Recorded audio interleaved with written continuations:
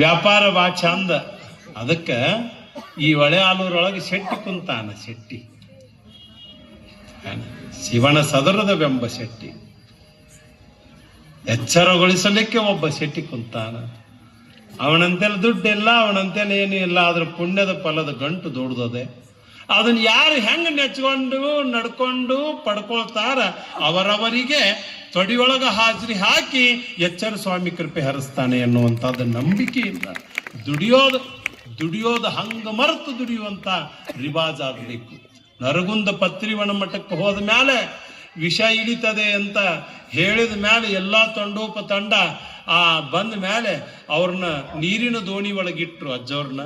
ಇಲ್ಲಿ ಬಂದು ನಮ್ಮ ಶಿವಯೋಗಿ ಅಜ್ಜನವರು ಅಂತ ಇದ್ದಾಗ ಅವ್ರನ್ನ ಕೇಳಿದ್ರು, ದುಡ್ದಷ್ಟ ಕೂಲಿ ಅಂದ ಅವ. ನಮ್ಮ ಅಜ್ಜರ ಮಾತ ಹಂಗ ಬಾ ಚಂದ. ದುಡ್ದಷ್ಟ ಕೂಲಿ. ಯಾರು 7 ಕೋಟಿ